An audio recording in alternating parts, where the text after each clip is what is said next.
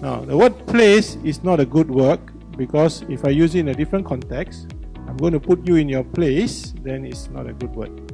So workplace is kind of making people putting them in a place. You're forcing them to sit there to do their job. Now when we talk about space, now is what we are trying to say is very simple. We want to have the same experience sitting in my table, sitting in my pantry, sitting in my breakout area, sitting on my touchdown, or even probably going out to the cafe. I need to have the same experience.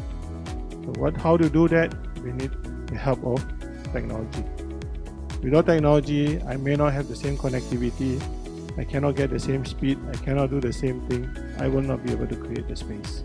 Smart solutions require smart components, and not every project or every procurement is set up to do this.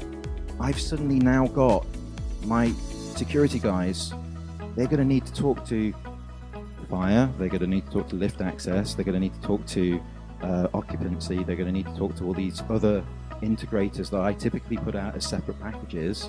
And if I tell them this after I've appointed it, you know what comes back? Variation order, scope increase. I'm not doing all this extra work unless you pay me more. And budgets start to collapse. You need to have that vision and strategy to understand that you can then get smart solution components. Clever know how to read a book. Smart understands the book. Intelligent know how to apply in the book. Then you come to the next one. Wisdom know when to apply.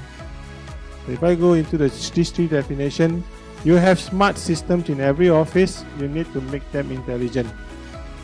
Now, one nice word Stephen Hawking says, intelligence is the ability to adapt.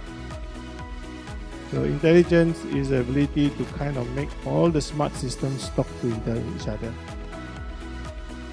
Smart workplace, intelligent workplace is actually coming down to, the last word. Knowledge is knowing the fact. Wisdom is knowing what to do with the fact. What we're seeing now with the advent of things like 5G is we're seeing a lot of sensors coming onto the market now that are based around this. But what that does is we have to go back to that process step. If we start looking at sensors and what is our sensor strategy, if I go from a wired sensor to a wireless sensor, it means that there's power involved, there's battery. If I'm thinking about wireless, I start need to think about signals rather than cables. What is my process, what are my standards, and what are my architectures for each one of those decisions that I'm going to make along the way? If you are a multinational corporation, a lot of standards get driven from maybe out of the US, and you're told that's what our corporate standard is. And then we look at local suppliers, local supplier capability, market capability to be able to do it, which is why I come back to those solution components. There isn't a fit there. And the other one is about modularity and adaptability. And that scales all the way from thinking about your infrastructure to how you look at your applications. DBS have a very good example around this. So 5 years ago, they were ranked the 5th as bank for customer satisfaction. They knew they had to go up.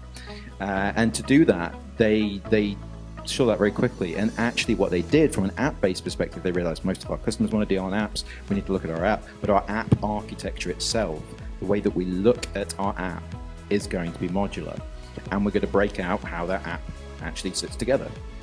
So they started to break down, and again, that modularity component, because it's a very clear vision, scales to everything, to allow it to be changed very quickly, to allow it to be adapted. But one of the problems that we have is it's very easy to think about that from an application and a software perspective, because we have things like agile methodology and Scrum and these wonderful terms for how we code and write data, but nobody thinks about that when we think about cables going into a workplace. When I'm talking about smart car parking and smart lighting, nobody thinks about the fact that I'm going to need to run Cat6 cable in a car park. How do I do containment? How does that affect security?